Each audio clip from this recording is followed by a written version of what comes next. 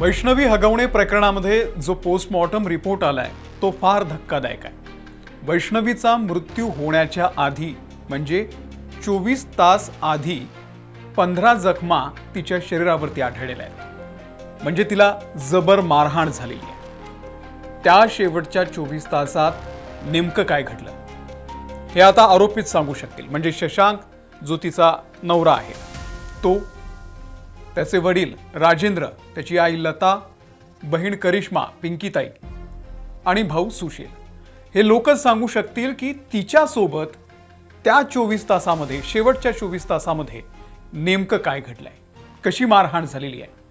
कारण जबर मारहाण झालेली आहे। 15 ताज्या जखमा आहेत ज्या 24 तासाच्या आतल्या आहेत मृत्यूनंतर, आणि एकूण 29 जखमा आहेत ज्या जुन्या आहेत। म्हणजे महिना 15 दिवस आधीच्या या जखमा आहेत। याचा अर्थ असा होतो की मारहाण सातत्यानं होत होती, नेहमी तिला मारलं जात होतं आणि त्याच जाचाला कंटाळून तिने जीवन संपवलं का?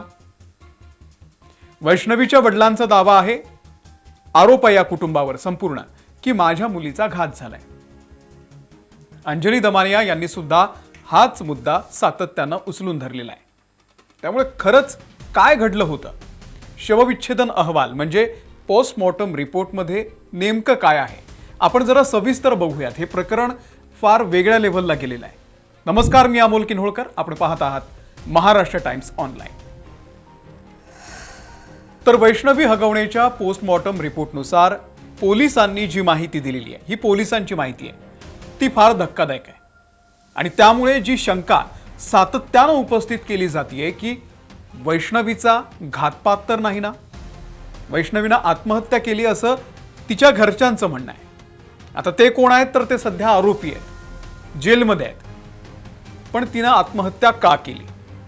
तिच्या अंगावरती 29 जखमा कशा आहेत?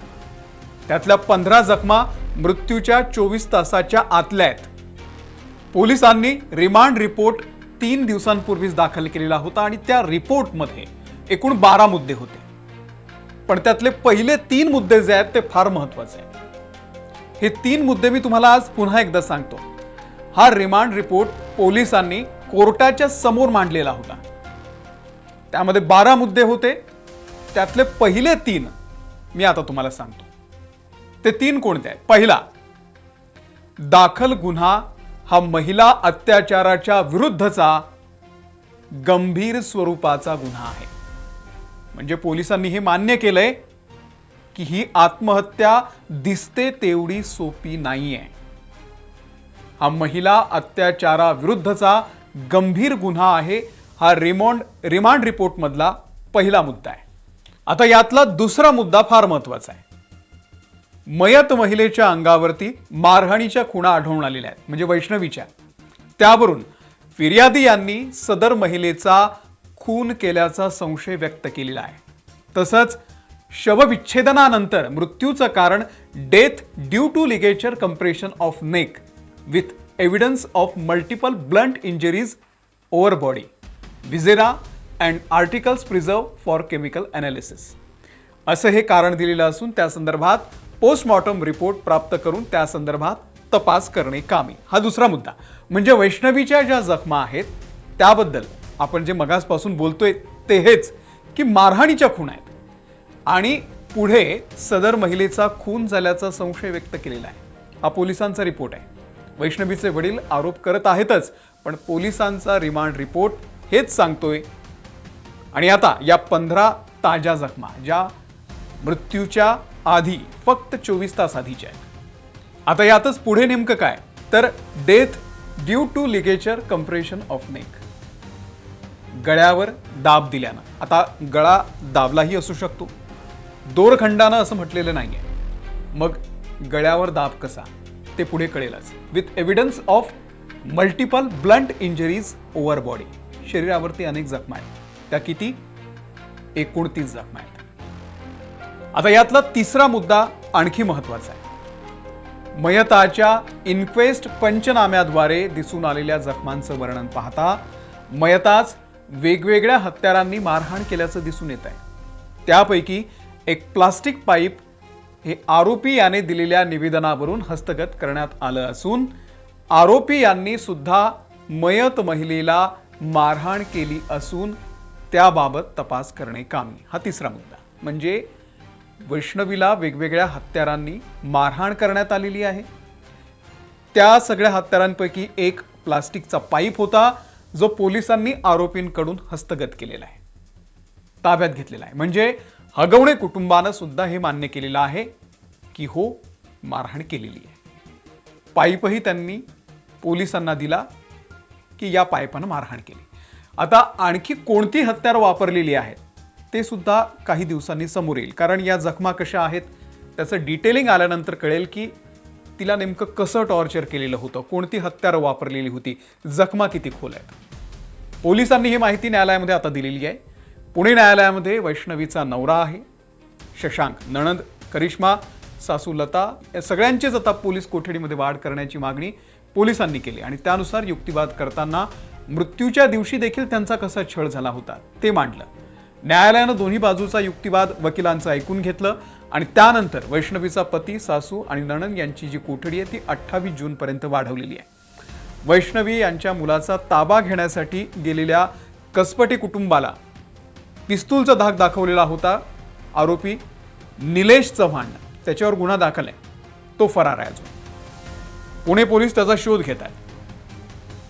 पण हा राजेंद्र हगवणे आणि सुशील हगवणे हे 8 दिवस फरार होते मध्यंतरी. त्यानंतर त्या काळामध्ये ते जिथे जिथे थांबलेले आहेत, जिथे त्यांनी पार्ट्या केलेल्या आहेत, त्या सगळ्यांना पोलिसांनी आता पकडलेलं आहे. त्यामध्ये कर्नाटकमधील माजी मंत्री वीर कुमार पाटील यांचा मुलगा प्रीतम पाटील याचाही समावेश आहे. हे मावळला गेले होते फार्म हाऊसवरती. त्याचे मालक बंडू फाटक. सातारा जिल्ह्यातल्या पुसेगावमध्ये राहुल जाधव आणि अमोल जाधव या दोघांनाही पकडलेलं आहे पोलिसांनी. तळेगाव दाभाडेला मोहन भेगडे यांच्याकडे गेले होते, यांनाही पकडलंय. 5 जणांना पकडलेलं आहे. 16 तारखेला वैष्णवीनं आत्महत्या केली होती. 16 मेला शशांक जे वैष्णवीचा नवरा वैष्णवीच्या एका नातेवाईकाला फोन करून सांगतो की मला हिला नांदवायचं नाहीये, आमचं भांडण झालंय, तिच्या बापाला म्हणजे कसपटेंना सांगा. याची भाषा बघा. तिच्या वडिलांना सांगा कसपटेंना की हिला घेऊन जा. हा फोन झाल्यावरती वैष्णवीचे नातेवाईक शशांकला फोन करतात की बाबा असं काय झालंय. तेव्हा शशांक फोन उचलत नाही आणि त्यानंतर दुपारी 4 वाजता शशांक परत त्या नातेवाईकाला फोन करून सांगतो की वैष्णवीनं आत्महत्या केलेली आहे, गळफास लावलेला आहे, आम्ही तिला बावधानला एका हॉस्पिटलमध्ये घेऊन जातोय. बावधनच्या हॉस्पिटलमध्ये वैष्णवीच्या आई वडील सगळे पोहोचतात.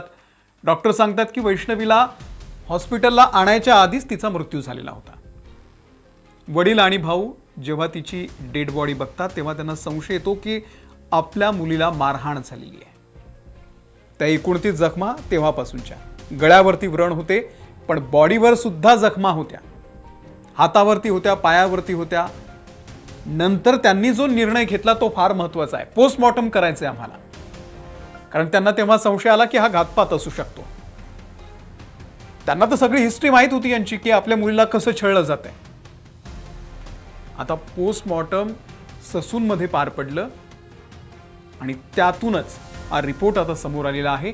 29 जखमा तिच्या शरीरावरती आढळलेल्या आहेत.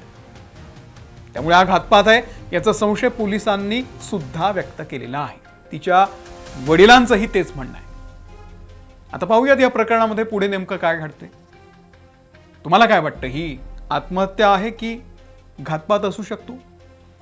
व्यक्त व्हा, कमेंट करा. या व्हिडिओमध्ये मी इथेच थांबतोय. धन्यवाद.